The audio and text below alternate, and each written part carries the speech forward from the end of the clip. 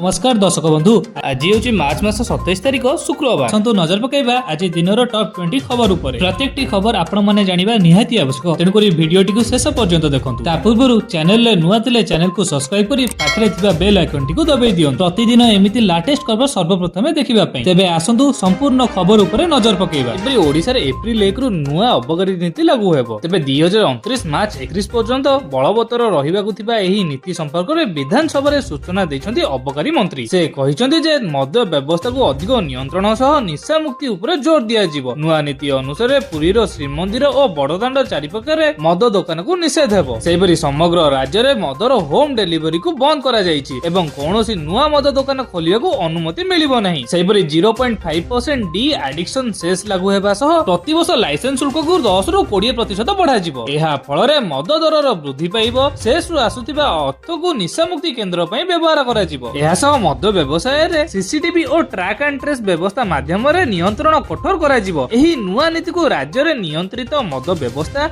और निशा मुक्त समाज पई एक गुरुत्वपूर्ण पदक्षेप बोली देखा जाउछि।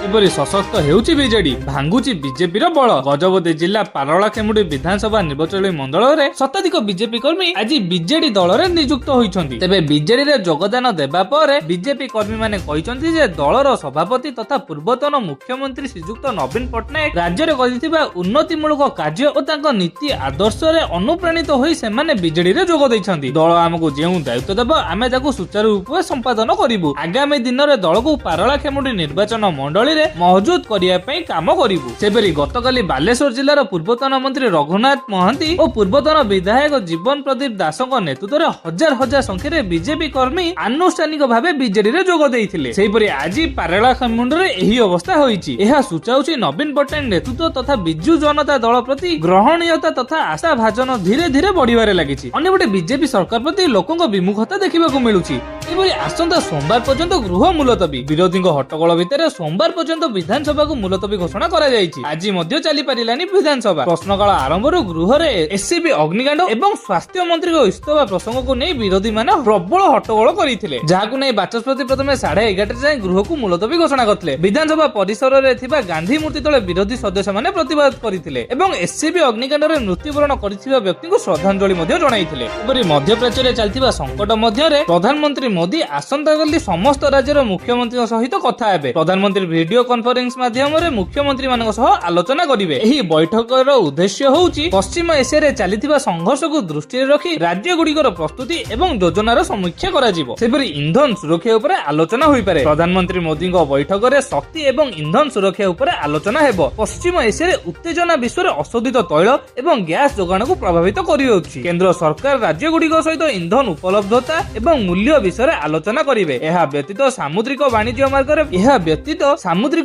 मार्ग मार्ग उपरे युद्धर प्रभाव एवं अति आवश्यक सामग्रीर जोगाण श्रृंखला बाधा रोकिबा पई रणनीति उपरे आलोचना होई पारे। सेहिपरि बुधवार पूर्व केंद्र सरकार एक सर्वदलीय बैठक डाकिथिले। बैठक परे केंद्र मंत्री किरण रिजिजू कहिथिले, मु विरोधी एवं सरकार उभयक द्वारा दिया जायतिबा समस्त परामर्श को विस्तृत भावे सुनिछि। सरकार समस्त प्रश्न एवं उपजि पारुଥିବା जेकोनोसी द्वंद्वर स्पष्ट भाବରେ समाधान करिसंती। बैठक शेष रे विरोधी दल एही सर्वदलीय बैठक डाकिबा पई सरकार को कृतज्ञता जणाइथिले। एहा सो मोदी मध्ये एहा कहिथिले जे एपरि कष्टकर परिस्थिति रे आमे समस्ते एकाठी ठिया हेबाकू पड़िबो।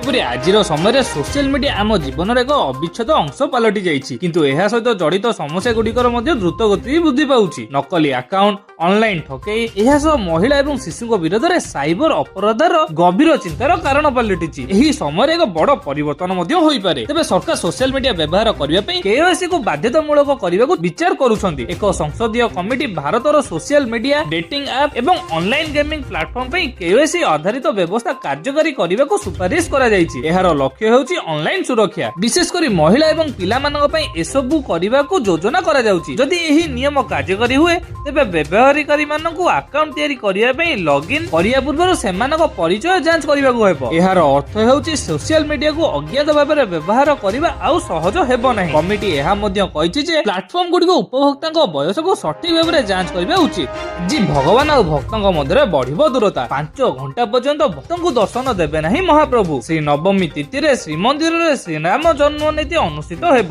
ମହାପ୍ରଭୁଙ୍କ ବିଭିନ୍ନ ଗୁପ୍ତ ନୀତି ମଧ୍ୟରେ ଜନ୍ମ ନୀତି ଅନ୍ୟତମ। ଶ୍ରୀମନ୍ଦିରରେ ଶ୍ରୀ ବିଗ୍ରହଙ୍କ ମଧ୍ୟାହ୍ନ ଧୂପ ଭୋଗ ସରିବା ପରେ ଶ୍ରୀରାମ ଜନ୍ମ ନୀତି ଶେଷ ହେବା ପର୍ଯ୍ୟନ୍ତ ଅପରାହ୍ନ 5ଟାରୁ ରାତି 10ଟା ଯାଏଁ ସାଧାରଣ ଦର୍ଶନ ବନ୍ଦ ରହିବ। ତେବେ ନୀତି ସମ୍ପନ୍ନ ହେବା ପରେ ପୁନର୍ବାର ଦର୍ଶନ ଆରମ୍ଭ ହେବ।